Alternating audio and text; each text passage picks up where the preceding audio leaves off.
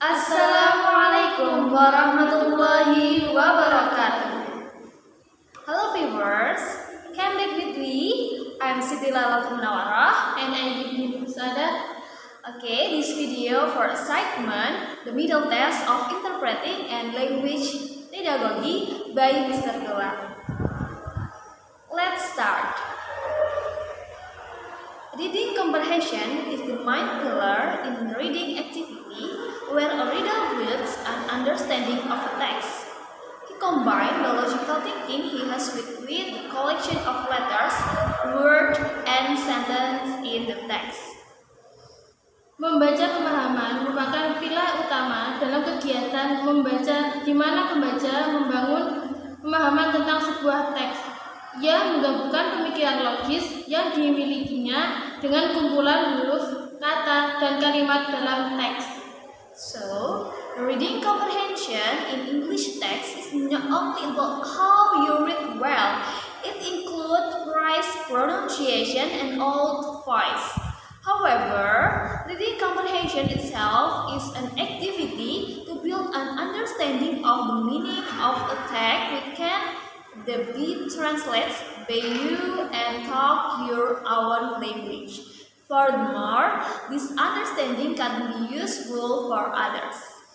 Jadi, pemahaman membaca adalah dalam teks bahasa Inggris tidak hanya tentang bagaimana Anda membaca dengan baik, itu termasuk pengucapan yang tepat dan suara yang nyaring.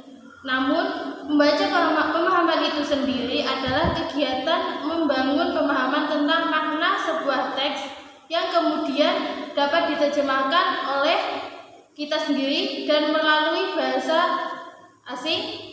Selanjutnya, pemahaman ini dapat berfungsi untuk orang lain. Type of text in reading comprehension. Jenis teks reading comprehension. In reading comprehension, we find a variety of texts that arise various themes of discussion. But broadly speaking, these various texts can be categorized into two types of text. Dalam reading comprehension, kita menemukan beragam teks yang mengangkat berbagai tema pembahasan. Namun, secara garis besar, beragam teks itu dapat dikategorikan ke dalam dua teks, yaitu narrative text. Narrative text. As the name implies, narrative text or narrative text is a writing that narrates about a story that is formed with a certain plot. A narrative text has main elements such as characters, setting, and problem faced by the character. Sesuai dengan namanya, naratif atau teks narasi adalah tulisan yang menarasikan mengenai sebuah cerita yang dibentuk dengan alur tertentu. Sebuah teks narasi memiliki unsur-unsur utama seperti tokoh, latar, dan permasalahan yang dihadapi tokoh. The structure of narrative text itself is not always standard, but usually consists of an opening, a core, and a closing story. Struktur teks narasi sendiri tidak selalu baku, namun biasanya terdiri dari pembukaan, inti, dan penutup cerita. The opening of the story usually begins with the introduction of the characters and the setting of the story in terms of time, place, and situation. Then the story will climb to the core, which describes the problem faced by the characters in the story. The character's strength in the line with unsolving problem will be closed at the end of the story. It can end well and it can end badly. Pembukaan cerita biasanya dimulai dengan perkenalan tokoh dan latar cerita, baik dari segi waktu, tempat, maupun situasi. Kemudian, cerita akan menanjakan ke bagian inti yang menggambarkan masalah yang dihadapi oleh tokoh dalam cerita tersebut. Perjuangan tokoh dalam menghadapi dan menyelesaikan masalah akan ditutup dengan akhir cerita. Bisa berakhir dengan baik dan bisa juga berakhir dengan buruk. Examples of narrative text can often appear in the reading comprehension section are fairy tales, myths, and other ancient stories. Another example that appears quite often is a story about the life story of world famous figure such as an inventor or warrior figure from a country. There is also narrative text which tells the daily story of fictional characters created by the author. Contoh naratif teks yang sering muncul di bagian reading comprehension adalah dongeng, mitos, dan cerita-cerita zaman dahulu. Contoh lainnya yang cukup sering muncul adalah cerita tentang kisah hidup tokoh yang terkenal di dunia, seperti penemuan atau tokoh pejuang dari suatu negara. Ada juga naratif teks yang menceritakan kisah sehari-hari dalam tokoh fiktif yang memang diciptakan oleh penulisnya. To miss narrative text in reading comprehension, what needs to be done first is to understand the outline of the storyline. You must be able to explain who the characters in the story are, when and where the setting of the story takes place, and what problem the character face. Then also explain how the character face or solve the problem so that it reaches the end of story.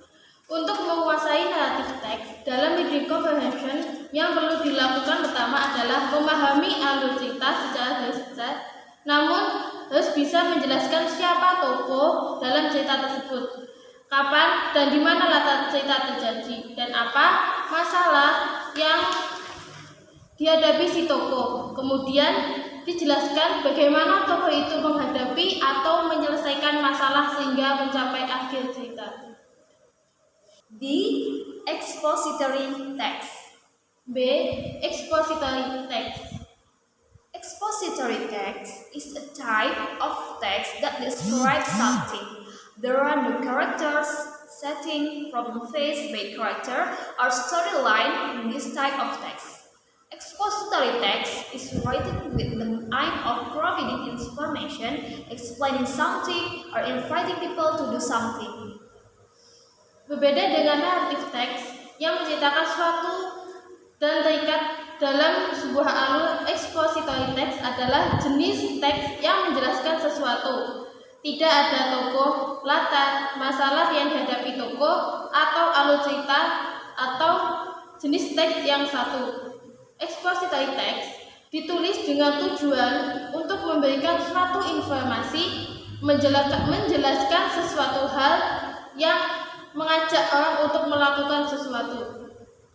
Another thing that is characteristic of expository text is an explanation of facts or concept about something that you want to convey to the reader.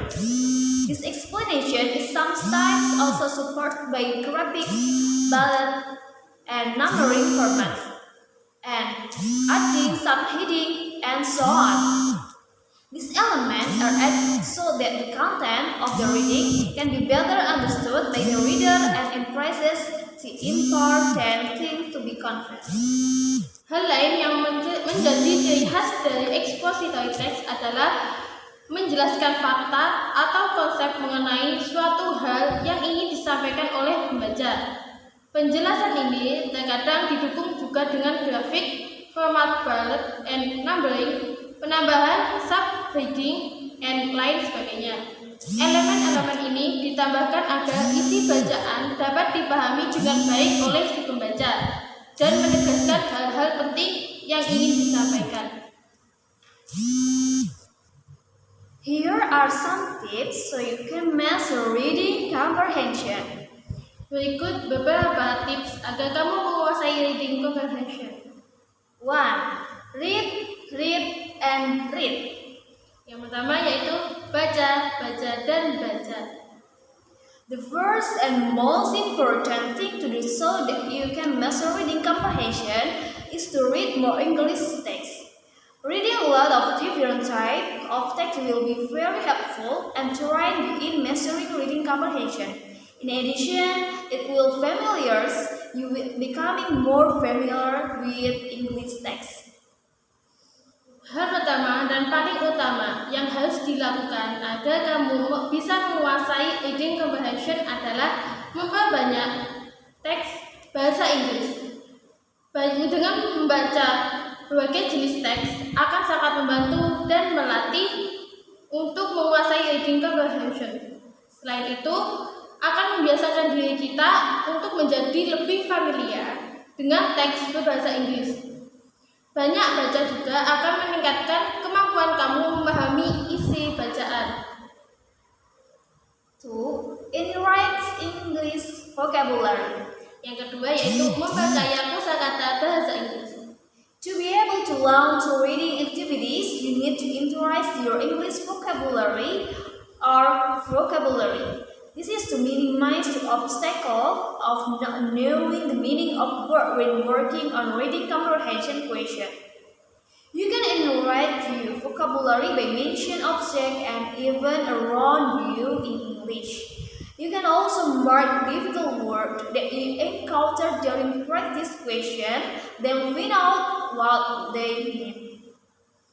Untuk melancarkan kegiatan bahasa Inggris, membaca, kamu perlu memperkaya kosakata bahasa Inggris atau vocabulary. Hal ini untuk minimalisir hambatan tidak tahu arti kata saat mengerjakan soal reading comprehension.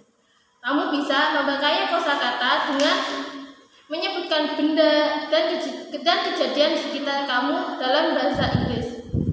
Kamu juga bisa menandai kata-kata yang sulit yang kamu ketahui saat latihan soal, kemudian cari tahu apa artinya. 3. Understand basic grammar. Yang ketiga yaitu pahami grammar dasar. It is important to understand English grammar, at least the most basic. At least you can be realistic with sentences so past, present, and future. By knowing these 3 basic things, you will be able to understand the time information conveyed in a passage, especially for narrative text tips, reading that has a storyline and time setting in it. You can also find out whenever the things contained in the reading has passed and being carried out or will be done in the future. Penting untuk memahami grammar atau tata bahasa Inggris, minimal yang paling dasar. Setidaknya kamu bisa membedakan mana kalimat yang menunjukkan past atau masa lalu, atau present yang masa sekarang, dan future masa depan.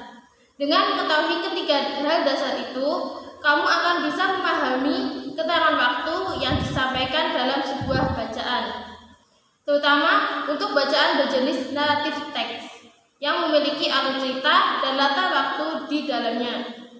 Kamu juga bisa mengetahui apakah hal yang disampaikan dalam bacaan tersebut sudah berlalu, sedang dijalankan, atau akan dilakukan di masa depan. 4. Read question first. Yang keempat, baca pertanyaan lebih dahulu. The next tip is to read the question first when you do the reading comprehension question. Reading the question first will help you focus more on the thing that might be the answer to the question.